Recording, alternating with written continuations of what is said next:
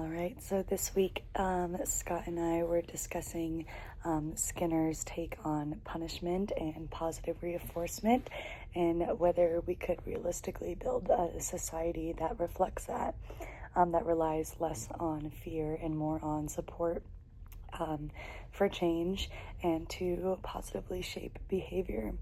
So, Skinner, one of the most influential people in psychology, he believed that punishment doesn't really work in the long term, and that the consequences of the fear might stop the behavior in the moment, but it doesn't actually teach somebody what to do instead and lead to lasting change, which can result in anxiety, avoidance, resentment, and all sorts of bad things.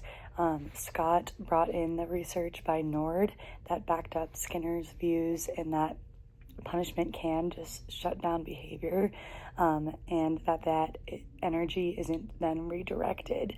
And people often just wait until nobody's watching to continue doing what they were being punished for. It's kind of like, whenever your parents say not to do something, you want to just do it even more.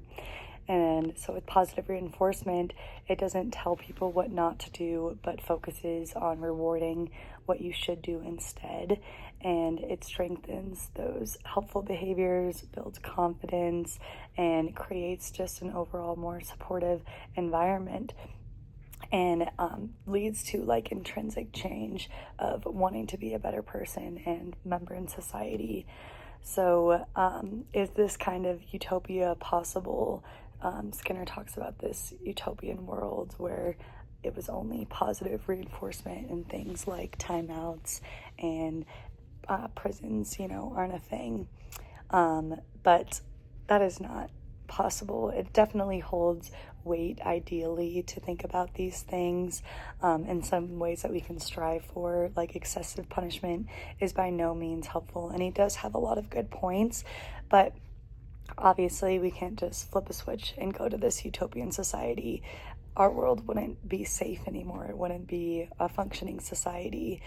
But it is also important that we are shifting into using more positive reinforcement methods. We see parenting strategies being a lot more not reactive, but integrative and collective, and that we do shape behavior best by not punishing mistakes, but by reinforcing growth, which I just think is really great. And that was my biggest takeaway.